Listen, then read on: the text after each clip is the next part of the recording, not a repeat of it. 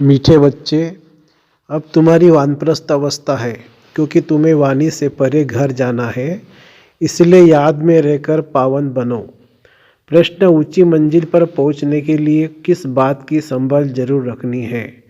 उत्तर, आंखों की संभाल करो। यही बहुत धोखेबाज है। क्रिमिनल आंखें बहुत नुकसान करती है, इसलिए जितना हो सके अपने को आत्मा समझ बाप को याद करो। भाई भाई की दृष्टि का अभ्यास करो। सवेरे सवेरे उठ एकांत में बैठ अपने आप से बातें करो। भगवान का हुक्म है, मीठे बच्चे, काम माँ शत्रु से खबरदार रहो। ओम शांति। मीठे मीठे रूहानी बच्चे ये तो समझ गए हैं, क्योंकि यहाँ समझने वाले ही आ सकते हैं। या कोई मनुष्य नहीं पढ़ाते हैं, यह तो भगवान पढ़ाते हैं। भगवान की भी पहचान चाहिए। नाम कितना बड़ा है भगवान, और फिर कहते हैं नाम रूप से न्यारा, अब है भी जैसे प्रैक्टिकल में न्यारा। इतनी छोटी बिंदी है, कहते भी है आत्मा स्टार है। जैसे वह सितारे छोटे तो नहीं है, यह आत्मा स्टार तो सच सच छोटी है। बाप भी बिंदी है। बाप तो सदा पवित्र है। उनकी महिमा भी है ज्ञान का सागर, शांति का सागर। इसमें मूंझने की कोई बात नहीं है। मुख्य बात है पावन बनने की। विकार पर ही झगड़ा होता है। पावन बनने के लिए पतित पावन को बुलाते हैं, तो जरूर पावन बनना पड़े ना। इसमें मूंझना नहीं है। जो कुछ पास्ट हुआ, विघ्न आदि पड़े, नई बात नहीं है। अबलाओं पर अत्याचार होने हैं, और सत्संगों में यह बातें नहीं होती है। कहाँ भी हंगामा नहीं होता। यह हंगामा खास इस बात पर ही होता है। बाप पावन बनाने आते हैं तो कितना हंगामा होता है। बाप बैठ पढ़ाते हैं। बाप कहते हैं मैं आता भी वानप्रस्थ अवस्था में हूँ। वानप्रस्थ अवस्था का कायदा भी यहाँ से ही शुरू होता है। तो वानप्रस्थ अवस्था वाले जरूर वानप्रस्थ में ही रहेंगे।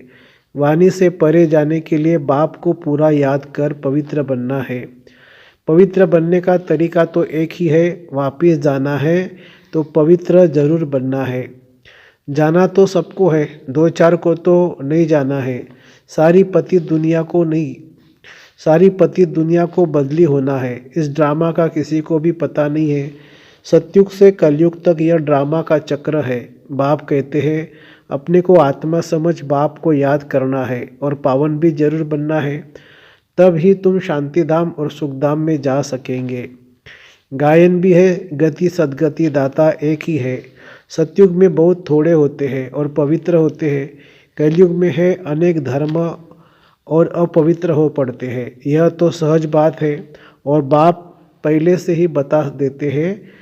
तो बाप तो जानते कि हंगामा होगा जरूर। न जाने तो युक्तियाँ क्यों रचे कि चिट्ठी ले आओ कि हमको ज्ञान अमृत पीने जाना है।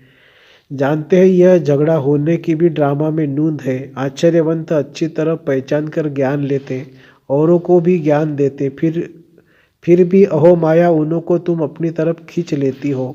यह सब ड्रामा में नूंद है। इस भावी को कोई टाल नहीं सकता। मनुष्य सिर्फ अक्षर कर देते हैं, परंतु अर्थ नहीं समझते हैं। बच्चे, यह बहुत ऊंची पढ़ाई है। आंखें ऐसी धोखेबाज है, बात मत पूछो। तमो प्रधान दुनिया है। कॉलेजों में भी बहुत खराब हो पड़ते हैं। विलायत की तो बात नहीं पूछो। सतयुग में ऐसी बातें नहीं होगी। वो लोग कह देते सतयुग को लाखों वर्ष हो गए हैं। बाप कहते हैं कल तुमको राज्य भाग्य देकर गए थे, सब कुछ गवा दिया है। लौकिक में भी बाप कहते इतनी तुमको मिल्कियत दी, सब गवा दिए। ऐसे भी बच्चे निकल पड़ते हैं जो थक से मिल्कियत को उड़ा देते हैं। बेहद का बाप भी कहते हैं मैं तुमको कितना धन देकर गया, कितना तुमको लायक विश्व का मालिक बनाया।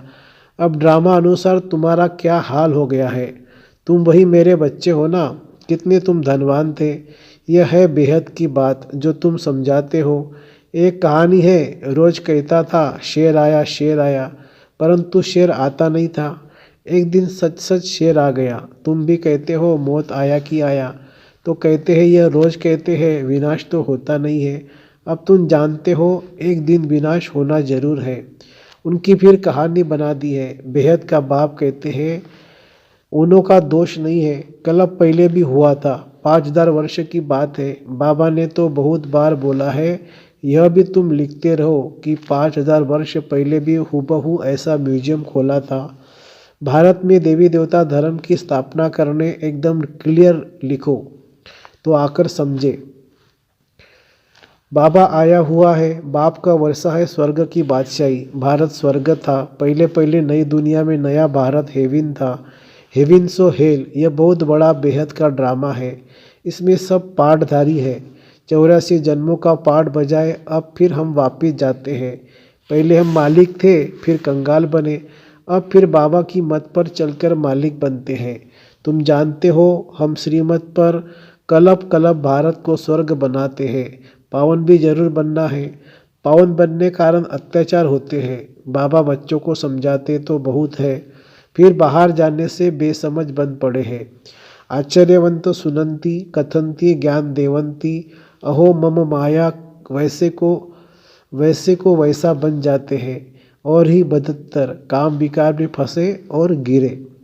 शिव बाबा इस भारत को शिवालय बनाते हैं तो बच्चों को भी यह पुरुषार्थ करना चाहिए। यह बेहद का बाबा बहुत मीठा बाबा है। अगर सबको पता पड़ जाए तो ढेर की ढेर आ जाए, पढ़ाई चल न सके। पढ़ाई में तो एकांत चाहिए। सुबह को कितनी शांति रहती है। हम अपने को आत्मा समझ बाप को याद करते हैं। याद के सिवाय विकर्म विनाश कैसे होंगे, यही फुरना लगा हुआ है। अब पतित कंगाल बन पड़े हैं, फिर पावन सिरताज कैसे बने। बाप तो बिल्कुल सहज बात समझाते हैं। हंगामा तो होगा, डरने की कोई बात नहीं है। बाप तो बिल्कुल साधारण है। ड्रेस आदि सब वही है, कुछ भी फर्क नहीं है। सन्यासी तो फिर घर बार छोड़ गेरू कफन पहन लेते हैं। इनकी तो वही परवाइश है। सिर्फ बाप ने प्रवेश किया और कोई फर्क नहीं है। जैसे बाप बच्चों को प्यार से संभालते हैं, पालन पोषण करते हैं, वैसे यह भी करते हैं। कोई अहंकार की बात नहीं है, बिल्कुल साधारण चलते हैं। बाकी रहने के लिए मकान तो बनाना पड़े, वह भी साधारण। तुम्हें तो बेहद का बाप पढ़ाते हैं। बाप तो चुंबक है, कम है क्या। बच्चियाँ पवित्र बनती है तो बहुत सुख मिलता है। वह तो कह देते कोई शक्ति है, परंतु शक्ति किसको कहा जाता है वह भी समझते नहीं है। सर्वशक्तिमान बाप है, वह तो सबको ऐसा बनाते हैं, परंतु सब एक जैसे तो बन न सके। फिर तो फीचर्स भी एक जैसे हो जाए, पद भी एक हो जाए।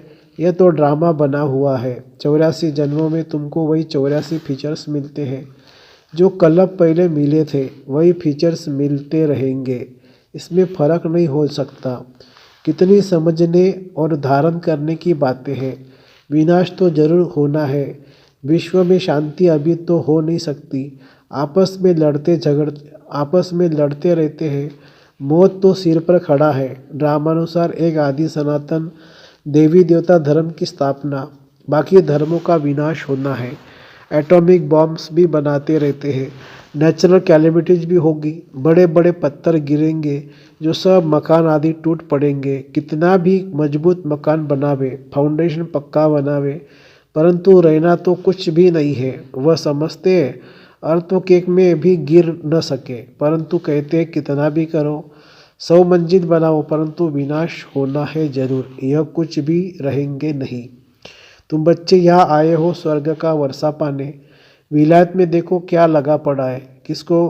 इसको रावण का पॉम्प कहा जाता है। माया कहती है हम भी कम नहीं है। वहाँ तो तुम्हारे हीरे जवाहरों के महल होते हैं, सोने की सब चीज़ें होगी। वहाँ तो दूसरा तीसरा माड़ा मंजिल बनाने की ज़रूरत ही नहीं होती।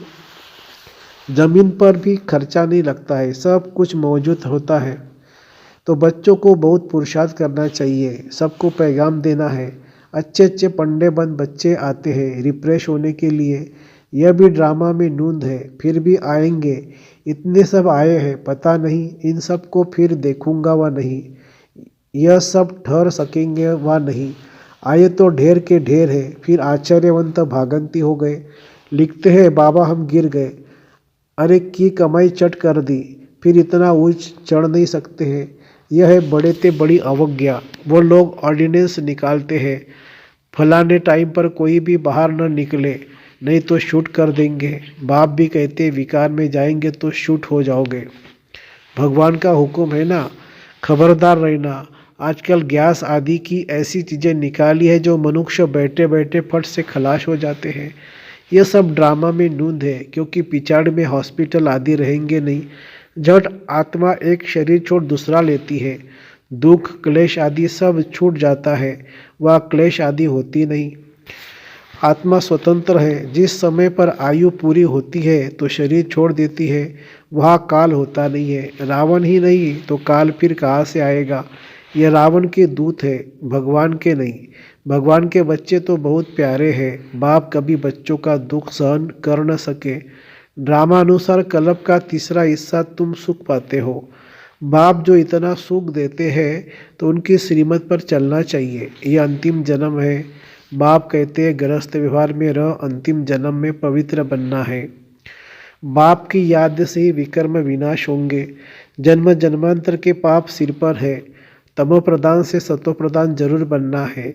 बाप है सर्वशक्तिमान, अथॉरिटी। जो भी शास्त्र आदि पढ़ते हैं उनको अथॉरिटी कहते हैं।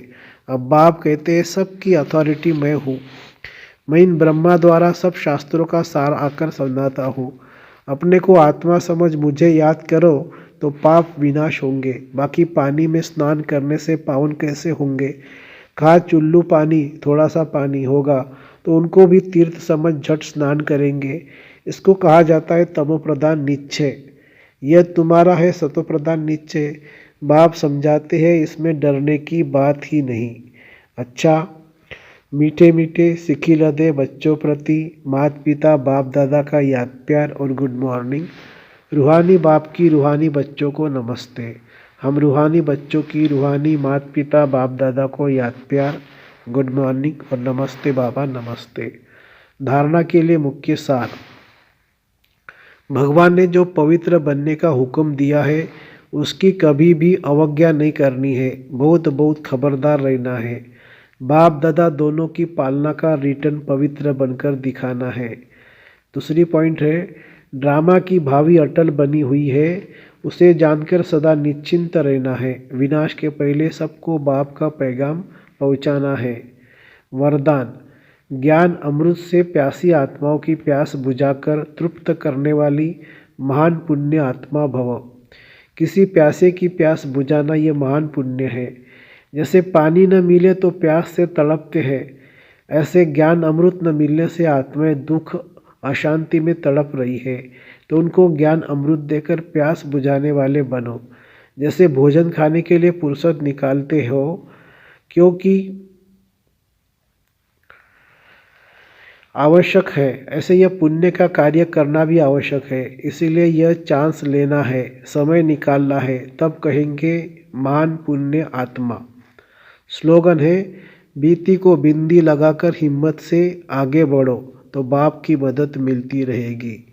बीती को बिंदी लगाकर हिम्मत से आगे बढ़ो तो बाप की मदद मिलती रहेगी। अच्छा, ओम शांति शांति शांति। शुक्रिया बाबा, शुक्रिया।